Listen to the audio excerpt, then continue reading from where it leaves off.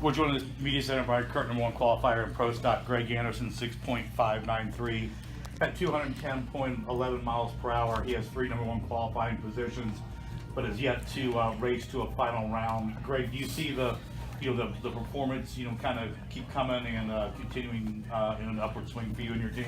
Yeah, it's definitely going to happen. We're building towards it, and qualifying #1 is great, but it usually means it's by thousandths of a second. That's how close the class is. So anybody can still win on Sunday. But those bonus points, I've gotten a ton of them this year because of the way my car's qualified. So that's going to help in the long run. And I haven't won a race yet. I'm still right in the thick of it. One good race on Sunday, I can be in a point lead. So it's still been a good average year mainly because of the bonus points. But you're right. We've got to do a little bit better job on Sunday. The performance is in the car. We've just made some mistakes on Sunday afternoon. So we're better than that. Our team is definitely better than that, and we're going to show it here. We're off to a slow start, but we're coming.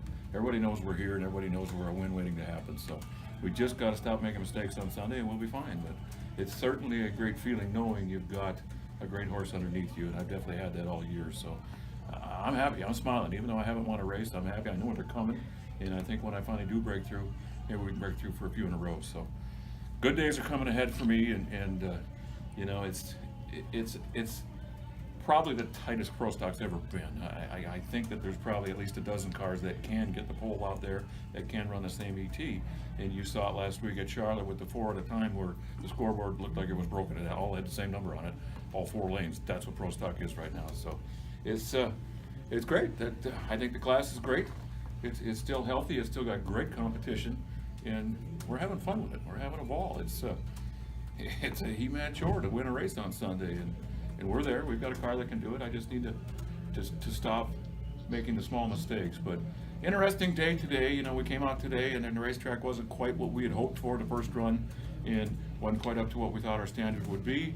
So we definitely squealed a little bit to the NHRA, and they responded, and they prepped the track better tonight, and it got a lot better. So it can still get better, but it was a ton better than was the first round, and they did what we asked them to do. But I hate to whine too much, because it's probably not a bad thing that you have challenging racetracks once in a while. If they were all perfect, if they were all smooth as glass, and they were all prepared to the nines, yes, I guess that's probably better off for the performance of the cars. But you need to get that crew chief involved sometimes and make it a tougher challenge for them, especially the way the class is locked together.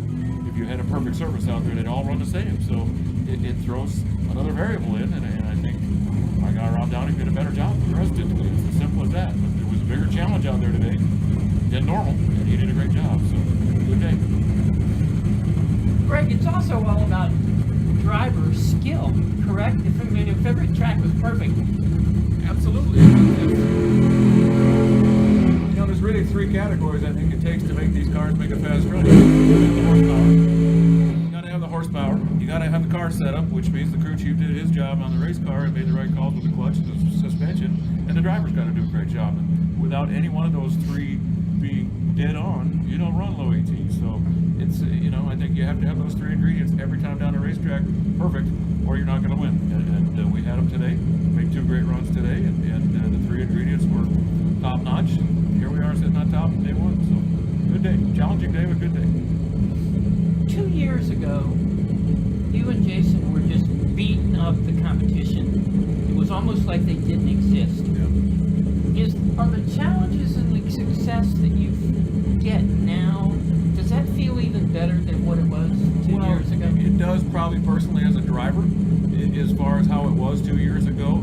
Jason and I are engine builders, so you beat your chest on that deal. You did a great job, so you were proud of that, and it's just a different deal right now. Jason and I happen to be involved with the motor work and drive the race car, so it's kind of 2 of the key ingredients. And right now, if you win at the end of the day, you have to feel pretty good as a driver, because if you're later than a 20 light on Sunday, you're really going home. You're not going to win the race. So that's a tough chore. That's as good as Jason or I expect to ever be on a light. So if you can get it done 4 times on Sunday, win the race, yes, you're going to feel pretty good as a driver. So it's just a different way of doing it. But you have to find a way. Nobody really cares when they read the box score how it happened. They just see who won. So you have to find a way. That's the key.